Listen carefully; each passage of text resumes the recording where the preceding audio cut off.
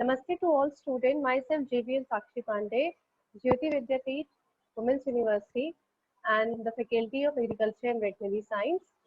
So in this session, we'll basically talk about the vitamin B12. So in previous session, you have already discussed about the folic acid and your pyridoxine. Okay, so these all like you have in brief, you got the like maximum explanation of these vitamins. And in this session, we will talk about the vitamin B12. Okay, so vitamin B12. Before jumping into vitamin B12, let's take a glance at vitamins. Okay, so any group of organic compounds which are essential for the normal growth and nutrition and are required in small quantity in a diet and cannot be synthesized by the body is known as vitamins. Okay, so as I have told earlier, also vitamins are what? They are micronutrient. Okay, micronutrient means it is required in minute amount or in small quantity. Okay, so vitamins are basically what are they? They are organic compounds, a group of organic compounds that is essential for normal growth, normal development, nutrition requirement of an individual and also required in many minute or small quantity. Okay, so those are belongs to the group of vitamins. Okay, and the very the main significance or main characteristics of vitamins are that they are not synthesized by the body. This you have to be take from the external sources. Okay, from the dietary sources, from plant sources, animal source. Okay, so you have to take vitamins from these sources. It cannot be synthesized. For example, the energy. Okay, so energy is what? Energy is basically synthesized by the body. Okay, so energy you can synthesize, but vitamins you cannot synthesize in your body. Okay, so you have to be take them from the your diet. Okay, so this is what vitamins. Okay, so in this session we will basically talk about the vitamin B12. So vitamin B12, likewise folic acid, pyridoxine, vitamin B12 is also the class of water soluble vitamin. Okay, so water soluble vitamin I have explained very earlier from the very beginning. Water soluble vitamins are what? They are soluble in water and they are not absorbed by your body. Okay, they are excreted out in urine itself. Okay, so these are what? Water soluble vitamins. So vitamin B12 is also one of water soluble vitamin. Its generic name is cobalamin. Okay, so it is also known as cobalamin. Like folic acid is also known as folate. So just like that, vitamin B12 is also known as cobalamin. Okay, so cobalamin is basically arises in three categories: cyanocobalamin, methylcobalamin, and hydroxycobalamin. Okay, so these are also the types of vitamin B12. Okay, so these are vitamin B12. So depending upon their classification, their nomenclature is done according to their structure and their chemical that is present in their structure. Okay, that is the compound that is basically present in their structure. So according to that, their nomenclature is done. Okay, so for example, cobalamin is contained biologically rare element that is cobalt. Okay, cobalt is one of your mineral. Okay, so cobalamin contain cobalt in their structure. That's why its name is what? Cobalamin. Okay, because of the structure of vitamin B12, the chemical name will also changes. Okay, for example, the basic structure of cobalamin contain cobalt. Cyanocobalamin is basically what contains cyanide. Okay, they contain cyanide in their structure, so their name is what? Cyanocobalamin. Second, methylcobalamin is what? They contain methyl group, that is CH3 group in their structure. That's why they known as methylcobalamin. Okay. Then the third one is your hydroxycobalamin. Hydroxycobalamin is what? They contain alcohol group, hydroxyl group, OH group in their structure. So that's why they known as hydroxycobalamin. Okay, so I guess you have very much got this point that cobalamin is what? It depending upon the structure, its nomenclature is done. For example, they contain cobalt in their structure. Cobalt is one of your mineral. Okay, so they contain cobalt in their structure. Cobalt is trace element, mineral categorized into a micro and micro mineral. So in micro mineral, there is also one of the category of ultra trace elements. So cobalt is belong from there. So cobalt containing in structure known as cobalamin. Likewise, they are also divided into three classes. The first one is your methyl cobalamin, that is contain methyl group. Second is your cyanocobalamin, that contains cyanide group. Third is your hydroxycobalamin, which contains OH group या hydroxyl group. Okay. So depending upon the presence of the compound in structure, their nomenclature is done. Okay. So this is all with the introductory part of cobalamin.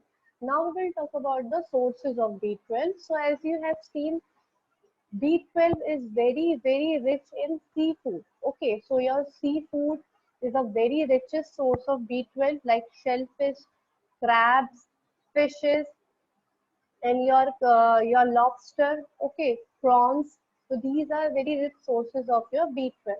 Likewise, red meat, liver, beef, egg, milk. Okay, milk में अगर milk when we talk about milk, so low fat milk is basically contain higher amount of B12. Okay, so these are the richest sources of B12. And when we talk about the good source or the fair source, or when we talk about the plant source, so plant source is generally slightest poor than animal source. Okay, so they doesn't contain very enough amount of B12. Somehow there are some plants for vegetarians that contain good amount of B12 like soya products and fortified foods. Okay, fortified foods are what? A food that is not naturally present B12 but it is fortified or additionally B12 is added from the outer source so that it can be enriched. Okay, so this is what fortification. Like fortification, for example, when something in not present, not naturally present in that food, okay, and we are additionally adding that up so that its nutritional value can be increases. One of the basic example of fortification is your iodized salt. Okay, plus there are some and many you have seen many oils. Okay, vegetable oil, refined oil, they are fortified with what? Vitamin A, vitamin D. Okay, so initially when we talk about naturally any sort of oil doesn't contain any sort of vitamins. Okay, they only contain what? Fat. But vegetable oil is such kind of oil that is consumed by each and every age group or each and every society. Okay, so it is basically fortified with some of the essential nutrients so that the deficiency disorder cannot take place further. Okay, so these are what your fortified foods. So fortified foods is B12 fortified foods is very good sources for the vegetarians. But as we talk about natural sources, so non-vegetarian sources or the animal source are the richest source of B12. Okay, now we will talk about the characteristics of B12. What is vitamin B12 characteristics? So the very first point that it is highly stable at high temperature. Okay, it is highly stable at high temperature. It's this mean like bring when you bring any sort of cooking to any food in high temperature, so many vitamins and minerals get lost. Okay, because they are what? Heat sensitive, but vitamin B12 have the tendency to maintain its structure in high temperature also. So it is very stable. It doesn't get lost, reduced or any sort of thing while processing. Okay. And the pH, second point is the pH range for B12 is slightly acidic, that is 4.5 to 5. Okay, so this is lie in strongly acidic and highly alkaline environment, it generally loses its vitamin activity. What's that mean? That its pH level should be acidic. Okay, it must be acidic. The environment for B12 must be acidic. When you add some sort of alkaline, some sort of buffer or alkaline reagent on it, so the environment for B12 became alkaline, and then alkalinity, what they do, they lose or they reduce its activity. So vitamin B12 is only stable in the acidic environment. Okay, because its pH lies up to 4.5 to 5. Okay. Now the third point, the vitamins is rapidly degraded in light and therefore necessary to keep it in dark. What's that mean? That it is light sensitive, not heat, light sensitive. It means when any sort of sunlight, sun rays or any sort of natural light comes in contact with that food that contain B12 content, then it get degraded, okay, degrade or reduced. Therefore, that kind of product must be kept in dark place, okay. So you have seen like meat, fishes, and all the your sources which contain higher amount of B12 be kept and that sources into dark place or in dark means wrapped around it and put it in the freezer or fridge in a dark place. Okay, so it shouldn't be in the light, in the presence of light, so that it cannot, so that it will not degrade or reduce its capacity. Okay, now the fourth point is vitamin B12. It's well soluble in water, ethanol, methanol, and insoluble in acetone, chloroform, and ether. So this is we have explained earlier also that as its characteristics as just come into the class of what? Water soluble vitamin. So it is well soluble in water and it doesn't get absorbed and it is insoluble in your what? Chemical reagent, that is acetone and chloroform. Okay, now the next point is it is odorless and tasteless, means it doesn't contain any sort of smell or aroma, and it is also tasteless. Okay, so it doesn't contain any sort of taste also. No fungi, plant and animal including human are capable of producing B12. Okay, what's that mean? That in human body there are some sort of bacteria, there are some sort of enzyme that can synthesize B12 itself. Like आपकी body में या human body what they do, human body are capable enough to synthesize its own B12 level. Okay, because of the intrinsic factor. Intrinsic factor is basically present in what? In your stomach lining. So that intrinsic factor helps to produce or helps to synthesize B12. Unlike no other bacteria, no plant and no animal is capable of producing B12. Okay, exception for the humans. Now the importance of B12. So when we talk about the importance of B12, so you must know that it is very, very essential for the formation of your RBCs. Okay, so red blood cells, erythrocytes, all are required what? B12 for the formation. Second, it is good for the health of a brain cell, that is also known as your nerve cell and the nervous system, and together with the combination of vitamin C and methionine, it is very, very essential for the neural development. Okay. Third point is used to defend against stress. So when you are in any sort of stress condition, B12 is your lifesaver. For any sort of stress, stroke, B12 is very good sources to reduce or defend it. It is very good for the functioning of mind. It is good for the formation of your bone, cell bone.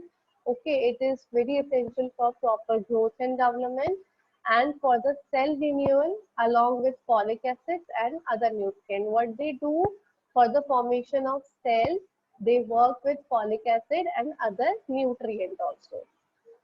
It is also required for the absorption of vitamin A and iron. Okay, what's that mean? Like when you consume vitamin A rich food or iron rich food, it is doesn't able to absorb in your body unless your body doesn't contain enough amount of B12. It means B12 is essential for the absorption of both of these nutrients, vitamin A as well as iron. Okay, so your body is only able to absorb vitamin A and iron when your body is contain B12. Okay, so these work parallelly. Okay, Your next point is your reduces the level of homocysteine in blood. Homocysteine is what? Homocysteine is a type of your amino acid. So homocysteine level should be reduced in blood, and this is also done by your B12. Along with folic acid, pantothenic acid, vitamin C, and other nutrients, it is involved in the metabolism of fat and carbohydrate. Okay, now we will talk about the deficiency of B12. So what happened in deficiency? Deficiency is basically due to the intrinsic factor and gastric juices. So these are the causes of deficiency. When you are like aged, okay, when you get 50 plus, the deficiency of these vitamins is basically occur. What happened when you go on age? The mucosal lining of your stomach is what it became reduced, it became incapable, inactive. Okay, because of that, what happened? The B12 content is not generally absorbed by your stomach lining, okay, which can lead to a deficiency disorder.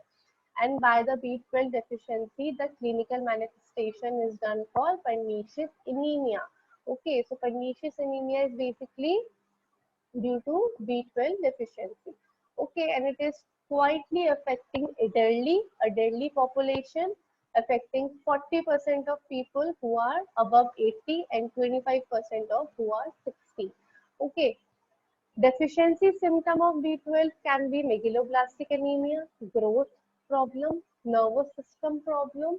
Okay, people became like memory loss, dementia, less of immunity, tendency to suffer from infection. They become very susceptible.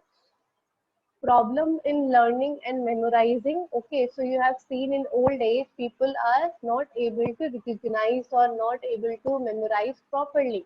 Okay, so this is all because of the aging process, and because the aging process, the vitamin is not able to absorb. Okay, and it is also leads to the soreness of mouth and tongue.